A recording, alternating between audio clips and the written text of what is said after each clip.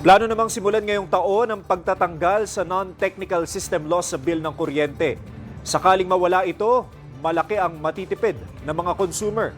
Pero paliwanag ng DOE, nasa 7.5 billion pesos ang kailangang pondo para tuluyan itong matanggal kasama ang technical losses. Si Alyssa Insigne, nakatutok.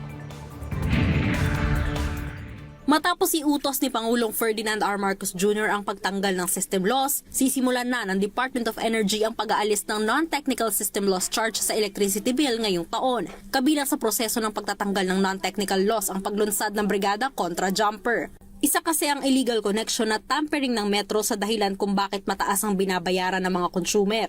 Consumers should not be made to shoulder costs arising from electricity that is illegally taken or improperly accounted for.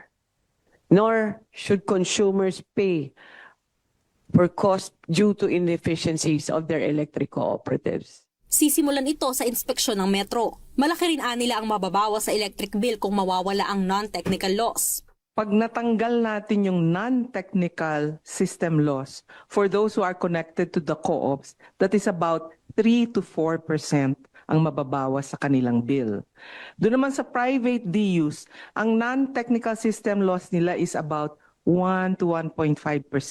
Pero aminado ang ahensya na medyo matatagalan pa ang pagtatanggal ng technical system loss dahil kakailanganin ng infrastructure para rito na target gawin sa January hanggang July sa 2027 kung aprobado na ng Energy Regulatory Commission. Para tuluyang maging maayos ang billing system sa kuryente, mag-i-invest ang DOE sa pagpalit at pagsasaayos ng mga metro.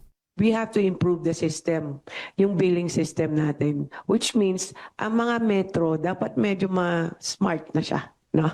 Medyo mahirap na siyang idayain. So, the investment will be on the meters.